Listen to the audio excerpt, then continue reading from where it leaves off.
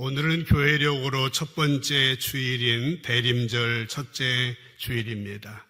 제가 가운을 입고 스톨이라고 하는데 이 스톨의 색깔과 또 강단의 강단포, 강단의 초 이런 것들이 있습니다.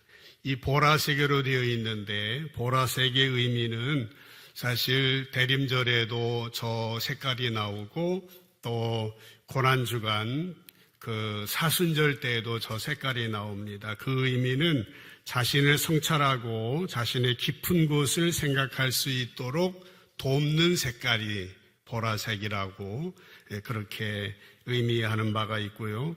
초가 5개 있지 않습니까?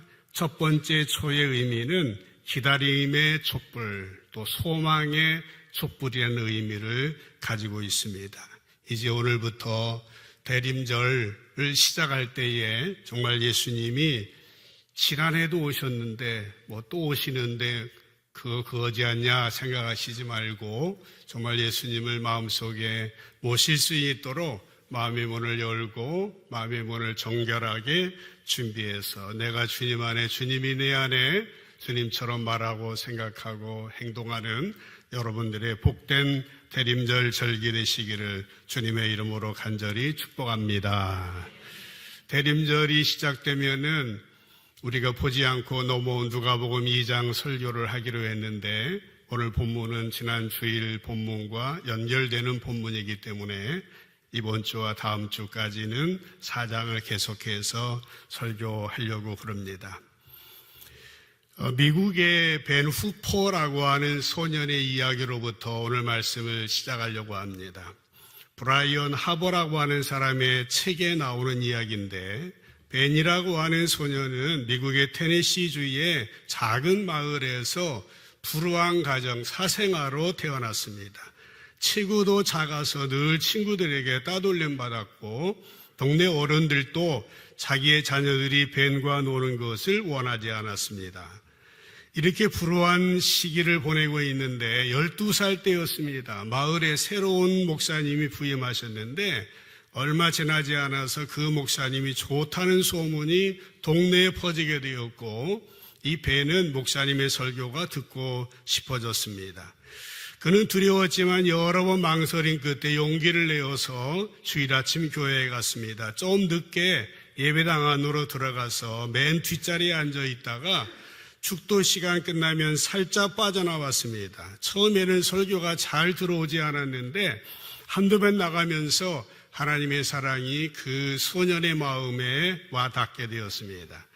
어느 날 그는 목사님의 설교에 감동을 받고 다른 사람들과 함께 예배당 밖으로 나오면서 목사님과 악수를 나누게 되었다고 합니다. 그때의 목사님은 벤을 보더니 뜻밖의 이런 질문을 했습니다. 내가 누구 아들이더라? 라고 질문을 합니다. 벤은 당황했습니다. 대답을 하지 못하고 얼굴을 빨개져 있으니까 목사님은 이내 아셨는지 내 얼굴을 보니 누구 아들인지 금방 알겠다. 너는 하나님의 아들이야. 내 모습이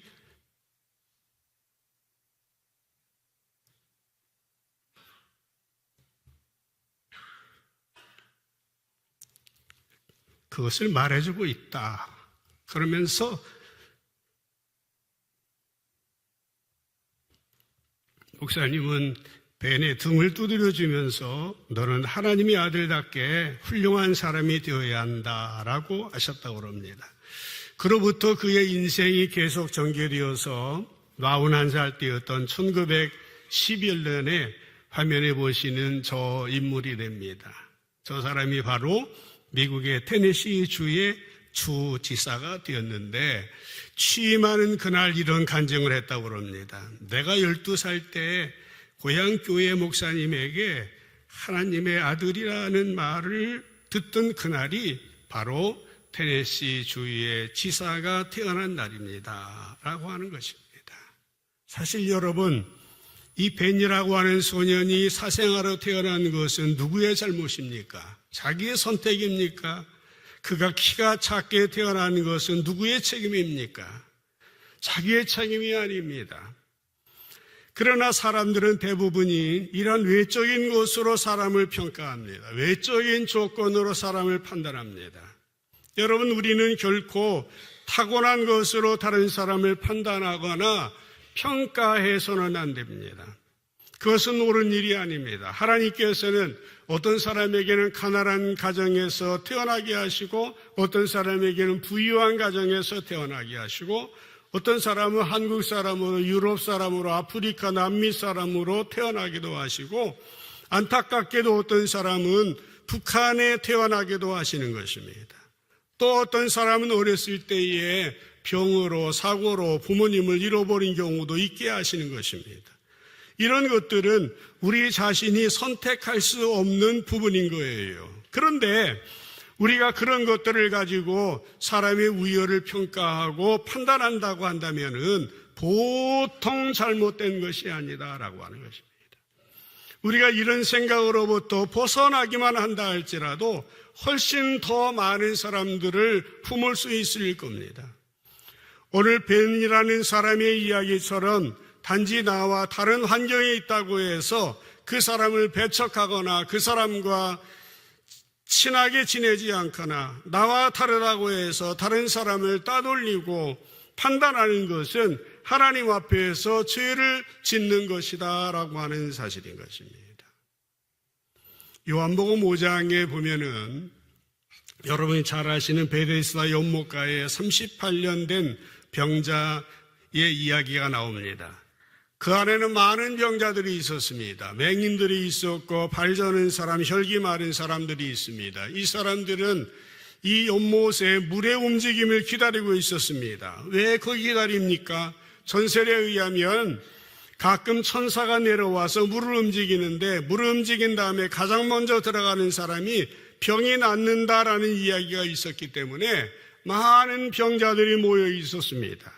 그런데 그곳에 38년 된 병자가 있습니다. 긴 세월 동안 아마 엉덩이는 대부분 다 썩어져 침붕개졌을 것입니다. 그런데 여러분, 이 연못의 이름이 베데스다입니다. 베데스다라는 인물의 뜻은 은혜의 집이라고 하는 뜻을 가지고 있습니다. 은혜라고 하는 것이 무엇입니까? 은혜는 거저 주시는, 무조건 주시는 하나님의 선물입니다. 그 조건은 나에게 있지 않습니다. 은혜는 내가 내 힘으로 얻어진 것이 아니었어요. 그런데 여러분, 베데스다 은혜의 집에 모여 있는 사람들이 은혜를 구하지 아니하고 자신을 믿고 있습니다. 연못가에 수많은 사람들이 물을 움직이고 있고 물이 움직였을 때 가장 빨리 들어가려고 몸부림을 치고 있는 겁니다.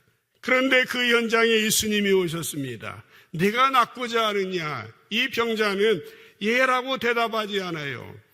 이 병자는 예수님, 물이 움직일 때 나를 못에 넣어주는 사람이 없어요. 내가 가는 동안 다른 사람이 다 먼저 들어가요. 이 사람 역시도 은혜를 구하지 않는 것은 마찬가지였습니다. 그때 예수님이 물어보십니다. 일어나, 명령하십니다. 내 자리를 들고 걸어가라. 그때 그 병자는 곧 나와서 자리를 들고 걸어갔습니다. 예수님께서 그 사람에게 은혜를 베풀어 주신 것이에요. 결국 그 병이 고쳐지게 된 겁니다. 하나님의 놀라우신 은혜였다라고 하는 사실입니다. 지난주에 우리는 예수님께서 이 땅에 오셔서 하신 일에 대하여서 말씀을 드리면서 은혜에 대한 설교를 했습니다. 집회 때 은혜 많이 받자 하는 그런 말씀도 드렸습니다. 집회를 통하여 새로운 은혜를 경험하였습니다. 여러분, 이런 주님의 은혜가 우리를 구원하시고 내가 지금 여기까지 있게 된 것은 전적인 주님의 은혜라고 하는 사실, 사람들은 조건에 의하여서 판단하고 평가하고 정죄하지만은 그러나 주님의 전적인 은혜 가운데 오늘 우리가 이 자리에 있다라고 하는 사실입니다. 그런데 새로운 문제가 일어납니다. 그 38년 된 병자가 고침받은 날이 안식일이었어요. 그래서 유대인들이 시비를 겁니다. 유대인들은 그 병자에게 안식일인데 네가 자리를 들고 가는 것이 옳지 않다라고 말하였습니다. 그러니까 고침받은 그 사람에게 누가 너를 고쳐줬느냐 묻지 아니하고 너에게 자리를 들고 걸어간 사람이 누구냐라고 물어봤습니다. 이 질문의 의미는 이것입니다. 왜 안식일을 어겼느냐라고 하는 것이에요. 이 사람들에게는 이 사람이 38년 고생하다 고침받았다 했는데 아무 상관이 없습니다. 안식일에는 일하는 것이 금지되어 있는데 자리를 들고 걸어간 것은 잘못된 거다라고 시비를 걸고 있는 것입니다. 한번 잘 생각해 보시기 바랍니다. 얼마나 감사한 일이에요. 얼마나 귀한 일입니까? 38년 동안 고생하던 사람이 건강하게 되었다면 감격스러운 일이죠. 함께 박수를 치고 축하해주며 떡이라도 해서 함께 기쁨을 나누어야 될 것 같은데 이 유대인들은 정반대였습니다. 왜 그랬어요? 자기 일이 아니니까. 자기와 상관없어요. 유대인들은 이 병자와 자기를 통일시하지 않습니다. 만약 이 사람이 자기 가족이었다면 그 반응은 어떻겠습니까? 오랜 시간 동안 병가를 했는데 아버지가 나았으니 남편이 나았으니 얼마나 감사했겠습니까? 그런데 이 사람은 그러지 않습니다. 이와 같이 우리를 어디에 동일시하느냐에 따라서 우리의 반응은 정반대로 나타나게 되어지는 것입니다. 사람이라고 하는 존재는 자기 안경, 자기 생각, 자기 선입견, 자기 판단대로 하도록 되어 있어요. 자기와 상관없는 것은 내로남불입니다. 오늘 본문에 들어가 보면은 지난주에 보았던 18절, 19절에 예수님이 공생애를 시작하시면서 이 땅에 오셔 사실 일에 대해서 말씀했어요. 주의 성령이 내게 임했다. 가난한 자에게 복음을 전하려고 기름을 부으시고 나를 보내셨다 하면서 포로된 자에게 자유를, 눈먼 자에게 다시 보게 함을 전파하며 눌린 자에게 자유롭게 하려고 내가 왔다 그러면서 19절에 보면은 주님의 은혜의 해를 전파하게 하려 함이라 라고 말씀을 하셨던 거예요. 여기 가난한 자는 누구라고 그랬습니까? 세 가지로 나누어서 예수님이 설명하셨죠. 가난한 자는 포로된 자요, 눈먼 자요, 눌린 자입니다. 모두 다가 자기 힘으로는 아무것도 할 수 없는 사람, 은혜만 필요한 사람이에요. 자기 힘으로는 볼 수 없는 사람, 누군가의 도움이 필요한 사람들이라고 하는 것입니다. 예수님이 이 땅에 오셔서 하실 일들을 정확하게 말씀을 해주신 거예요. 여러분 잘 생각해 보십시오. 우리들은 우리의 구원을 위해서 무슨 노력을 했습니까? 무슨 대가를 지불하셨습니까? 무슨 수고를 했습니까? 사실 우리는 죄에 포로된 사람이었고 세상에 눈멀어 있던 사람들이었습니다. 욕망과 증오심에 눌려 있었던 사람이었습니다. 그러나 그럼에도 불구하고 하나님께서 은혜를 베풀어 주시고 독생자 예수님을 우리에게 보내어 주심으로 말미암아 우리에게 은혜의 해를 선포해 주심으로 우리가 이 자리에 예배자로 서 있는 것입니다. 여러분, 우리 중에 누가 이곳에 있게 된 것은 우리의 노력 때문이라고, 우리의 결단 때문이라고, 우리의 실력 때문이라고 주장할 수 있겠습니까? 온전히 하나님의 열심이요, 하나님의 변함없는 은혜와 사랑으로 이루어진 것입니다. 오늘 이 놀라운 예수님의 메시지는 당시 그 말씀을 듣던 갈릴리 사람들에게도 동일한 메시지였던 것입니다. 그런데 여러분, 그들의 반응은 전혀 달랐습니다. 자기와 상관없는 얘기였어요. 그들이 듣고 싶었던 말은 따로 있었습니다. 원래 그날 지난주 설명을 드렸죠. 회당에서는 3년 텀으로 그날 읽은 본문이 있다고요. 읽어야 될 본문이 따로 있었습니다. 그런데 예수님은 의도적으로 다른 본문을 읽으셨습니다. 사람들은 마음이 내키지 않았지만은 다른 본문을 읽는 데까지는 참을 수 있었습니다. 그러나 예수님이 인용하신 성경 이사야 61장 1절 2절을 보시게 되면은 그 말을 그대로 인용하지 아니하시는 것을 이 사람들이 눈치챈 겁니다. 이사야 61장 1절 보실까요? 주 여호와의 영이 내게 내리셨으니 이는 여호와께 내게 기름 부으사 가난한 자에게 아름다운 소식을 전하게 나를 보내사 마음 상한 자 고치며 포로된 자에게 자유를, 갇힌 자에게 노임을 선포하며 여호와의 은혜의 해와 우리 하나님의 보복의 날을 선포하여 모든 슬픈 자를 위로하되라고 원문에는 되어 있어요. 그런데 예수님이 전한 것 가운데 여러분 한번 대조를 해보세요. 어떤 차이가 나는 것 같습니까? 특별히 그 이스라엘 유대 사람들이 의뢰받고 있었던 구절이 있었어요.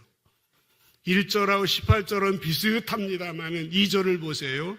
여호와의 은혜의 해와 우리 하나님의 보복의 날을 선포하며, 이 유대인들은 보복이라는 말이 그냥 완전히 그 눈에 꽂혀 있었습니다. 근데 예수님이라고 하는 양반이 와가지고 다른 성경을 읽더니 자기들이 원하는 성경을 싹 빼놓고 19절에 주의 은혜의 해를 전파하게 하려 하심이라 라고만 이야기하는 겁니다. 그들에게 보복의 날이라고 하는 것은 가슴 속에 원한을 해소하는 그날이었어요. 전에 개혁성경에 보면 보복의 날을 신원의 날이라고, 원수 갚는 날이에요. 한 푸는 날이에요. 여러분, 지금 이 사람들의 환이 되고 원이 되는 것은 무엇이었겠습니까? 그들이 병 고치는 걸까요? 그들이 가난에서 벗어나는 일일까요? 그들의 문제 해결하는 것일까요? 그들에게 원이 되고 한이 되고 원수는 다름 아닌 로마 제국이었습니다. 로마 제국의 멸망이 그들의 기대였고 그들의 소원이었고 그들의 관심이었습니다. 당시 갈릴리 사람들은 당연히 다른 말씀보다 그 말씀을 더 듣고 싶었습니다. 지금 갈릴리 사람들의 소원은 로마 제국으로부터 해방되는 일이었고 그들이 멸망하는 일이었습니다. 그런데 예수님이 오셔서 갑자기 전하시는 말씀이 원래 예정된 말씀도 아니고 의도적으로 찾아서 읽은 말씀이 정작 그들이 기다리고 기대했던 말씀이 아니었다라고 하는 것이에요. 20절을 더 보십시다. 예수님은 그들이 기대했던 말씀은 하지 아니하시고 책을 덮어라고 했는데, 지난주 말씀드렸죠? 스크롤, 이사야서는 두루마리로 되어 있는데 두루마리를 말았다라고 하는 뜻이에요. 책을 덮어 그 맡은 자에게 주시고 앉으시니, 앉았다고 하는 것은 유대인들은 앉아서 가르치거든요. 가르치시기 위해서 앉으셨습니다. 그때 회당에 있는 모든 사람들이 다 예수를 주목하여 보더라라고 되어 있습니다. 여러분, 그 전후관계의 분위기를 한번 생각해 보세요. 이 주목이라고 하는 말이 호의적인 말 같습니까? 아니면은 부정적인 말 같습니까? 조금 느낌이 싸기 시작하는 그 시점인 겁니다. 21절을 보면은 더 잘 알 수 있습니다. 21절을 보면 이 예수께서 그들에게 말씀하시되, 예수님은 앉아서 긴 설교를 하신 다음에 이제 뭐라고 하십니까? 그 설교의 결론으로서 이 글이 오늘 너의 귀에 응하였느니라, 그렇게 말했어요. 무슨 말입니까? 오늘 너희가 듣는 가운데 이 글이 이루어졌다라고 하는 의미입니다. 예수님은 이스라엘 백성들이 그렇게 기다리던 이방인들에게 이 말 종말론적인 심판에 대해서는 말씀하지 아니하시고 은혜의 메시지, 구원의 메시지만 전하셨을 때에 그들은 주목했다고 그랬는데, 이 말씀에는 오늘 나에게 이루어졌다라고 말씀을 하고 있다라고 하는 것입니다. 이 말을 들은 그들의 반응이 어떠했을까요? 22절을 한번 세 번역으로 보시면은 사람들이 모두 감탄했다고 그럽니다. 그의 입에서 나오는 그 은혜로운 말씀에 놀랐다라고 말하고 있습니다. 이 놀랐다라고 하는 말을 원어에서 보게 되면은 감동해서 감격해서 놀란 것이 아니라 완전히 그들의 마음이 뒤틀려져 있는 겁니다. 그 다음 말을 보면 합니다. 이 사람은 요셉의 아들이잖아. 이 웃기는 친구 아니야? 이 깡촌놈 아니야? 이 무식한 놈 아니야? 하층민 목수 아들 아니야? 그런 말입니다. 말했다라고 하는 것은 자기들끼리 수군거렸다라고 하는 것입니다. 여러분, 여기에서 놀라서라고 하는 말, 놀랍다라고 하는 말은 지극히 부정적인 표현이에요. 그들이 예수님의 말씀을 들었을 때에 처음에는 은혜롭게 듣기도 했던 것 같아요. 감탄하기도 했던 것 같습니다. 그러나 결국 뭔가 이상한 기류가 나타나기 시작을 하였습니다. 결국 나사렛 사람들은 예수님에게 등을 돌리기 시작합니다. 여러분, 이때의 예수님은 그들의 느낌이 싸해지고 아주 이상한 느낌을 받으셨지만은 예수님은 그런 상황 가운데서도 용기 있게 구약의 말씀을 인용하면서 이런 말씀으로 시작합니다. 24절에 보시면은 선지자가 고향에서 환영받지 못한다라고 하시면서 25절로 27절에 보면은 엘리야 시대에 하늘이 3년 6개월 닫혀서 온 땅에 흉년이 들었을 때 이스라엘에 많은 과부가 있었어요. 그런데 엘리야가 그 중에 한 사람에게도 보내심 받지 아니하고 오직 시돈 땅, 이방 땅에 있는 사렙다 한 과부에게 뿐이었으며, 두 번째 27절에 보면은 선지자 엘리사 때에는 이스라엘에 많은 나병 환자가 있었는데 그 중에 한 사람도 깨끗함 받지 못하고 오직 수리아 사람, 이방 사람 나만 뿐이었습니다 라고 예수님이 설교를 하는 거예요. 화난데 그냥 죄를 더 뿌리고 있는 거예요. 무슨 말입니까? 엘리야 시대 때 이스라엘에 많은 과부가 있었지만 아무 도움도 받지 못했지만 시돈 사람 사렙다 과부만 도움을 받았다라고 하는 겁니다. 나만 엘리야 시대 때 이스라엘에 나병 환자가 많이 있었는데 그 중에 이방 사람, 수리아 사람, 이스라엘과 평생 원수로 지냈던 수리아 사람 한 사람 나만만 고쳐주었다는 겁니다. 여러분, 이 예수님 말씀을 들은 사람들의 감정은 어땠겠습니까? 그들이 참을 수 없었던 것은 해필이면은 시돈 사람이에요. 해필이면 수리아 사람입니까? 시돈이라는 도시는 지도에서 보시는 대로 아합 왕을 철저하게 하나님 앞에 범죄하도록 사주했던 이세벨의 고향이기도 했습니다. 이방 땅입니다. 수리아 땅도 마찬가지입니다. 갈릴리 저 북쪽에 있었던 수리아라고 하는 지도를 보시면은 그런 땅인 것입니다. 그러니 예수님 말씀을 들은 사람들이 분노를 터뜨릴 수밖에 없었던 것이에요. 28절에 보면 확실하게 나타납니다. 회당에 있는 사람들이 이것을 듣고 예수님 말씀을 듣고 다 크게 화가 나서, 오늘 설교의 제목입니다. 다 크게 화가 나서. 예수님의 메시지에 여러분들 왜 이 사람들이 화가 났게요? 그들이 원하는 말씀이 아니에요. 그들이 관심사하고는 관계없는 메시지입니다. 그들에게는 원이 되고 항이 되는 소원이 있었어요. 그런데 예수님은 그것에 관심이 없습니다. 도리어 이방인들만 챙긴다고 이들은 생각했기 때문에 화를 내고 분개를 한 거예요. 그래서 그것으로만 생각하지 아니하고 이 사람들은 행동이 옮깁니다. 29절에 보면은 일어나 예수를 동네 밖으로 쫓아내요. 그 동네가 건설된 산 낭떠러지까지 끌고 가서 밀쳐 떨어뜨리고자 하되라고 했습니다. 그들은 분노를 참을 수 없었습니다. 그들은 화가 나서 예수님을 낭떠러지로 밀쳐 떨어뜨리려고 한 것입니다. 너 같은 매국노는 죽어도 싸다라고 하는 말입니다. 자기들의 기대와는 다르게 일하는 예수님을 이 사람들은 죽이려고 했다라고 하는 것입니다. 이 얼마나 이 안타까운 상황입니까? 그러나 이때에 예수님은 어떤 반응을 보이셨게요?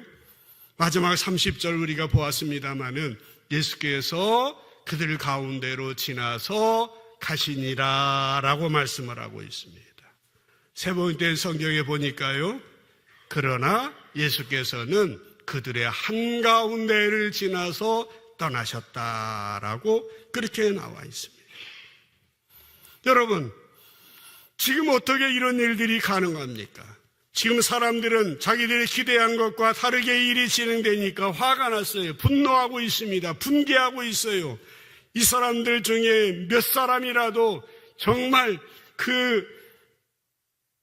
몇 명이라도 움직여서 예수를 붙잡았으면 사실 꼼짝없이 위험한 일이 일어날지 모르는 상황이었습니다. 그러나 그런 상황 가운데서도 예수님은 그들 가운데로 지나서 용기 있게, 현대인의 성경에 보면은 의젓하게라고 번역했더라고요.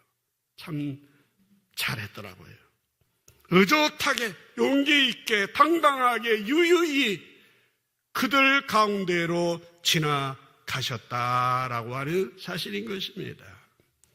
사랑하는 성도 여러분, 우리 인간들은 너무나 계산적, 너무나 조건적입니다. 내 마음에 맞으면 홀까닥, 안 맞으면 완전히 달라지는 것이 우리들입니다. 하나님의 일은 그러나 하나님의 뜻대로, 하나님의 마음대로 하십니다. 우리를 구원하시고 영원한 생명을 주시고 하나님의 자녀가 되게 하신 것은 전적인 하나님의 소관입니다. 구원의 대상은 사람이 정한 것이 아니에요. 하나님이 정한 것입니다. 사람 마음대로가 아니라 하나님 마음대로 하시는 것입니다. 우리가 이 세상에 태어난 것, 그리고 우리가 새로운 짝을 맞이한 것, 주님의 몸된 교회 안에서 이 세상 우리가 돌아가는 모든 일들을 볼 때에 내 마음대로 되어지는 것이 없습니다.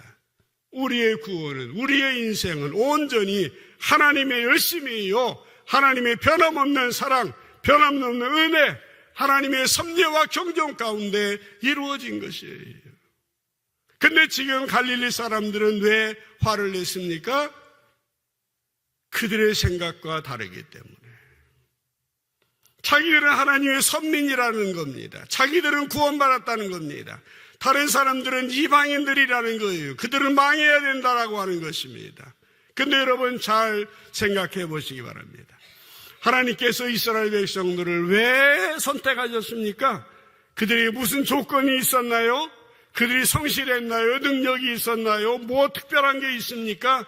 사실 구약성경에 보면은 이 사람들만큼 변덕스러운 사람이 또 어디 있었으며 이 사람들처럼 형편없는 사람들이 또 어디에 있었습니까? 이스라엘이 선민이 되었던 것은 하나님의 계획과 섭리였습니다. 하나님은 그들을 통하여 온 세상을 구원할 계획을 갖고 계신데 그걸 안 해요. 그래서 예수님을 보내주시고 온 세상을 구원하여 오늘 우리들 한 사람 한 사람까지 구원받게 되어진 거 아니겠습니까? 그렇습니다. 사람들은 자기의 생각과 다르면 화를 냅니다.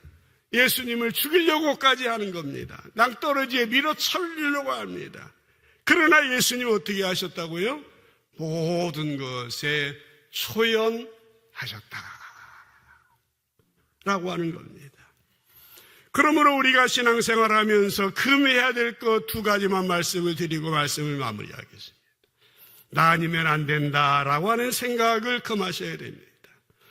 교회나 어느 단체나 나 아니면 안 된다, 내가 얼마나 능력이 있고 내가 얼마나 많은 일을 하는 줄 아느냐 생각하는 이들이 있을 수 있습니다. 그러나 하나님은 한 사람만 사용하시지 않습니다. 하나님은 우리들 한 사람 한 사람 각양의 인사를 주시고 있는 모습 그대로 사랑하시는 겁니다. 저는 목회하면서 많은 경험을 하였습니다. 안 될 것 같은데 하나님이 하시고, 저 사람 없으면 안 될 것 같아도 되게 하시고, 저 사람 있으면 안 되겠는데 하는데도 하나님이 하나님의 방법으로 해나가시는 것을 너무 많이 경험을 했습니다. 그렇습니다. 하나님의 일은 하나님의 계획대로 이루어지는 것입니다. 사람의 방법이 아니라, 내 생각이 아니라, 내 방법이 아니라 하나님의 방법으로 우리가 어떻게 생각하든지 간에 하나님은 아무 관계하지 아니하십니다. 하나님은 당신의 방법대로 이 땅에서, 우리의 심령 가운데서, 우리의 가정 안에서, 우리의 교회 가운데 이 땅을 섭리하시고 경륜 가운데 인도하시는 것입니다. 사실 우리는 하나님이 어떻게 하실지 모릅니다. 그러므로 하나님이 하시는 방법을 따라 살아가는 수밖에 없는 것입니다. 하나님의 뜻. 제가 엊그저께 그 최민수라는 영화배우와 결혼한 그 자매의 간증을 강의를 들어봤는데, 그 최민수라는 배우는 상남자 아닙니까? 천방지축 아닙니까? 그런데 30년 동안 같이 살면서 이 자매가 1994년에 온누리교회 사용조 목사님 주례로 결혼을 했는데 30년 동안 자기가 참고 기다리고 죽기를 수백 번, 수천 번 그렇게 표현하더라고요. 그래서 오늘의 가정, 두 아들인데 잘 키웠더라고요. 그 자매에게 수백 번, 수천 번 자기를 죽였다. 신앙적인 표현이라고 저는 들었었는데요. 왜 그렇습니까? 하나님의 섭리가 있어요. 하나님의 뜻이 있으니까, 하나님의 경륜이 있으니까, 하나님이 만나게 해주시고, 하나님이 가정을 이루어 주셨으니까 기다리고 참고 얼마나 지혜로운지 몰라요. 참 이렇게 인터뷰하고. 여러분, 나뉘면 안 된다, 내 마음대로 생각하지 마세요. 한 가지만 더, 저 사람은 안 된다는 생각도 금해야 됩니다. 왜 그렇습니까? 하나님께서 그 일을 어떻게 하실지 모르기 때문에. 예수님 12제자 가운데 가룟 유다 있잖아요. 인정받은 사람이에요. 예수님의 12제자는 아니지만 13번째 제자인 바울이 있잖아요. 예수 믿는 사람은 죽이려고 다닌 사람입니다. 그런데 그 당시에 돌아가서요, 가룟 유다하고 바울, 사울이라는 바울을 한번 놓고 보세요.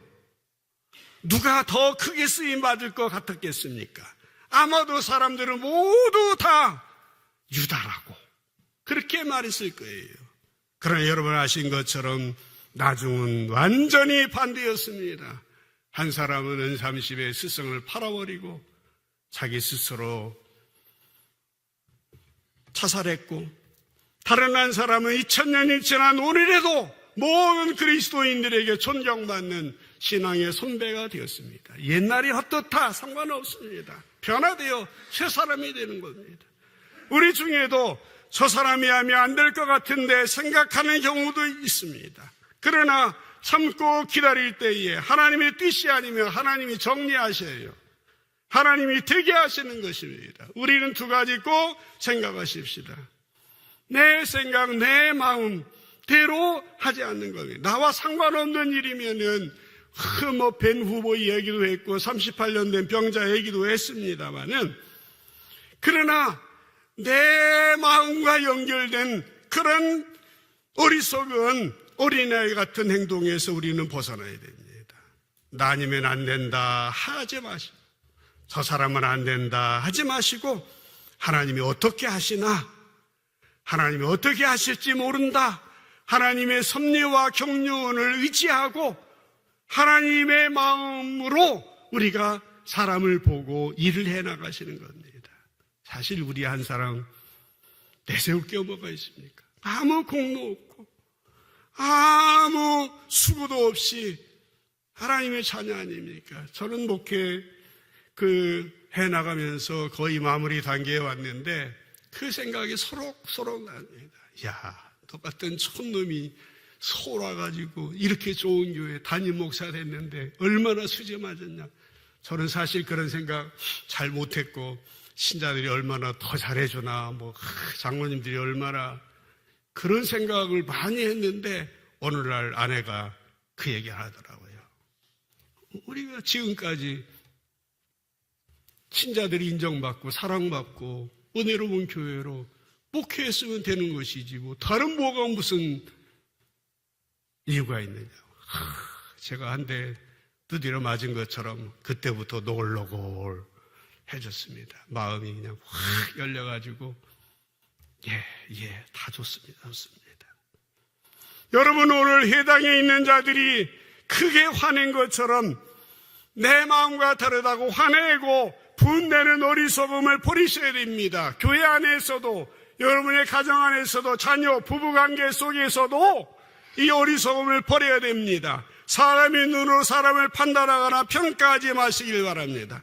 어떤 사람이라도요, 어떤 환경이라도요, 하나님의 뜻이 어디에 있을까?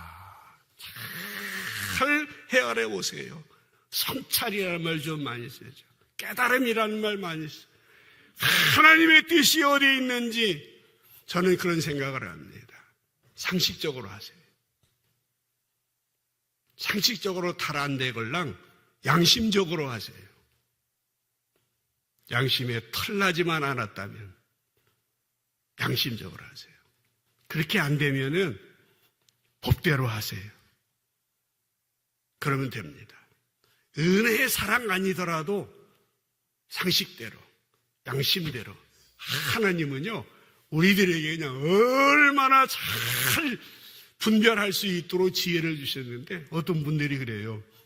이게 꼭 하면 안 될 것 같은데, 목사님한테 와 상담을 합니다. 목사님, 이거 해도 되죠? 제가 된다고 할까봐? 아니에요. 기도 많이 해보세요. 그런 목사님이 허락했다고 그냥 합니다. 그러면 안 돼, 일이. 돼도 안 되는 일이에요. 대부분 답이 있어요. 근데 자꾸 그걸 안 하려고 그래요. 내 욕심대로 하려고, 내 마음대로 하려고. 부디 하나님의 뜻에 맞도록 순종하면서 그 자매가 몇백 번 죽었다고 말한 것처럼 사도 바울이 나는 날마다 죽노라 말한 것, 예수님이 날마다 자기를 부인하고 십자가를 지고 나를 따르라고 말씀한 것처럼 주님의 은혜가 임하는 것이지 내가 어떻게 한 건 은혜에 감사해서 한 것이지요. 그거 가지고 또 버릴 게 뭐가 있겠습니까? 부디 여러분을 통해서 하나님의 나라가 이 땅에 아름답게 건설되어지기를 주님의 이름으로 간절히 축복합니다. 기도합시다.